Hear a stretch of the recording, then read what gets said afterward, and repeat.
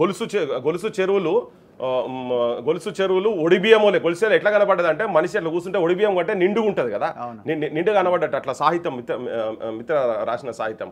పొలాలు చేన్లల్లా ముత్యాలకు కనబడతాడు ఈ వానశిల్కులు మొత్తం. చందనవల్లి కాడ మలుపు తిరిగింది, చందనవల్లి కత్వ ఫిరంగి అయ్యింది. చెరువులు కుంటలు నింపే రాచకాలువ అనేంత రాచకాలువ లెక్క చెరువులు కుంటలు ఆ ప్రాంతంలో ఉన్నట్టు మొత్తం కుంటలన్నీ నింపుకుంటూ వస్తే ఇవన్నీ మొత్తం హైదరాబాద్కు మొత్తం జనాలకు నీళ్ళు అందించేటువంటి మంచినీళ్ళు అందించేటువంటి అద్భుతమైన కాలువలు ఇవి తీసుకుపోయి ఇబ్రాహీంపట్నం. ఇలా ఏమంటే చాలా మంది గురించి మాట్లాడుతున్నారు. ఇలా ఇబ్రాహీంపట్నం కాలువకి వెళ్ళి కిందికి పోతే రామోజీ ఫిలిం సిటీ ఉన్నది. ఇప్పుడు ఇలా చాలా మంది మాట్లాడుతున్నారు ఇవి అవి అని చెప్పని. రామోజీ ఫిలిం సిటీలో 3 చెరువులు ఉన్నాయి అబ్బా, పెద్ద చెరువు, ఇందిరాసాగర్ చెరువులు ఉన్నాయి. ఆయన మొత్తం చుట్టూ కాంపౌండ్ వాల్ వేసుకొని పెట్టిండు. లోపల రామోజీ ఫిలిం సిటీ లోపట ఉన్నది. విలేజెస్ ఉండే ఇంతకుముందు విలేజెస్ ఉండే 4 ఊర్లు, 3 చిల్లర ఊర్లు. దాంట్లో చెరువులు ఉన్నాయి, కుంటలు కూడా చాలా ఉన్నాయి. కాలువలకైతే ఆయన ఇప్పుడు చైర్మన్ ఉన్నటువంటి దాని లోపల పంపారు. చైర్మన్ ఉన్నటువంటి రామోజీరావు కట్టుకున్నటువంటి ఏదైతే గృహం ఉందో అందులో ఇల్లున్నదో దాని పక్కకు 18 feet వాల్ కట్టి పెట్టిరా, ఎందుకంటే దాన్ని డిస్టర్బ్ కాకుండా నాలా పోయేటట్టుగా. రేపు అది కూల్చాలి, ఇవన్నీ కూల్చాలి. లక్ష నాగాలతో అసలు తెలంగాణ అంటేనే ఈ స్ట్రగుల్ కదా. వీళ్ళందరూ వచ్చి ఇక్కడ కబ్జాలు చేసి కూర్చున్నారు, అన్ని తీయాలి. లక్ష నాగాలతోని రామోజీ ఫిలిం సిటీ దున్నుతా అన్నోళ్ళు పోయి వాళ్ళకు మొత్తం దాసోహం అయిపోయిన తర్వాత వచ్చి పవర్లకు మొత్తం భూములు ఎక్స్ట్రా కట్టబెట్టిండ్రు. అసలు ఎట్లా వాళ్ళు FTL కిందకు వచ్చేది ఆడ కట్టి ఉన్నది. రేపు అది కూడా పోవాలి. ఇప్పుడు ఈ ప్రభుత్వం హైడ్రా అనేది ఆడదాం కూడా పోవాలి. రామోజీ ఫిలిం సిటీస్ లోపలికి కూడా పోయి మొత్తం ఎక్కడైతే బయట అంతా పెట్టి టేబుల్ పెట్టి కొలుస్తున్నారు కదా రెవెన్యూ వాళ్ళు, ఇరిగేషన్ వాళ్ళు, అక్కడ పోయి కూడా మొత్తం భూమి అంతా నేను కొన్నా ఈ ప్రైవేట్ భూమి అని అంటున్నాడు కదా. ఎట్లా ప్రైవేట్ భూమి అవుతుందా? ఎట్లా ప్రైవేట్ పోతే నువ్వు ఎంక్వైరీ చేస్తే తెలుస్తుంది. ఆయన చెప్పగానే ప్రైవేట్ భూమి అవుతుందా?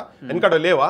ఎందుకంటే నీకు శాటిలైట్ ఇమేజెస్ ఇప్పుడు గతం ఇది దొరకయా? ఇప్పుడు satellite image remote sensing agency, national remote sensing agencies ప్రకారం 1972-73 తీస్తేనట 2253 చెరువులు కుంటలు ఉండేనట హైదరాబాద్ చుట్టుపక్కల GHMC లిమిట్లలో మొత్తం.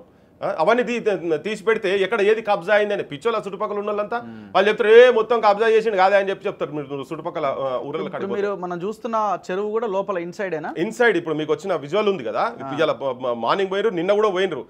లోపలికి వెళ్ళి వచ్చిన చెరువు ఇంకా లోపలికి పోతే ఇంకా విజువల్స్ వస్తాయి కానీ ఆ లోపలికి పోనిస్తలేరు. పోనిచ్చి అక్కడ ఫొటోస్ బ్యాన్, వీడియోస్ బ్యాన్. ఎందుకు బ్యాన్ ఉంటుంది? నువ్వు అంత ట్రాన్స్పరెంట్గా ఉండేది ఉంటే దానిలోకి ఎందుకు పోనీయరు? రామోజీ ఫిలిం సిటీస్కి ఎందుకు పోనీయరు?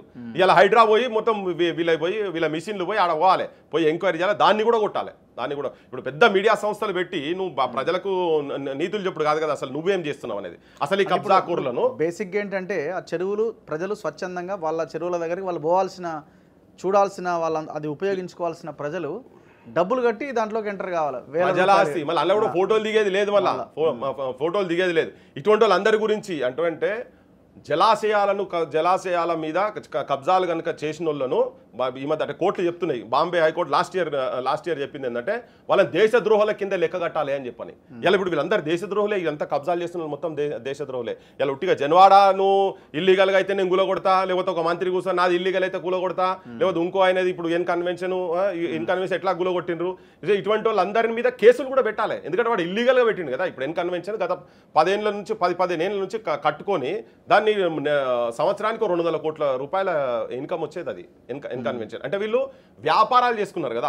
ఇప్పుడు పద్మాలయకు సంబంధించినటువంటి వాళ్ళకు కూడా భూములు ఇచ్చారు. అందులో కూడా పెద్ద పెద్ద కాంప్లెక్స్ కట్టుకొని వాళ్ళు రెంట్లకి ఇస్తున్నారు. రెంట్లకి ఇచ్చేది కాదు, ఫిలిం ఇండస్ట్రీని నువ్వు డెవలప్ చేసేందుకు ఇచ్చారు. ఇట్లా అందరి మీద ప్రతి ఒక్కరి మీద దీని మీద ఎంక్వైరీ చేయాలి. ఈ పెద్ద బాబులు ఫస్ట్ కొట్టాలి, ఫస్ట్ వాళ్ళ మీద కనుక పడి. ఇంకోటి ఏంటంటే ఇప్పుడు పేదోళ్ళ మీద పోయి చిన్న వాళ్ళ మీద పోయేదానికన్నా ఫస్ట్ వాళ్ళ మీద పోయి ఇప్పుడు ఈ నాలా చుట్టూ ఫిరంగి నాలా అవుతుందో అది కంప్లీట్ కనుక నీట్ కనుక అయ్యేది ఉంటే ఇప్పుడు 1000 కోట్ల రూపాయలు పెట్టి ఎక్కడికెళ్ళో కృష్ణానది పరివాహక ప్రాంతం కాదు మనది, గోదావరి పరివాహిక ప్రాంతం కాదు మనది, ఆ క్యాచ్మెంట్ ఏరియా కిందికి మనది రాదు. మన దక్కన్ పీఠ భూమి కనుక మన వర్షాధారాలు దానికి మీద వచ్చినటువంటి నీళ్ళనే మనం స్టోర్ చేసుకోవాల్సిందే. అందుకే గ్రౌండ్ వాటర్ మొత్తం కిందికి పోతున్నది. ఈ గ్రౌండ్ వాటర్ మొత్తం కిందికి పెట్టేందుకు కారకులు ఎవరంటే కబ్జాకోరులు. ఈ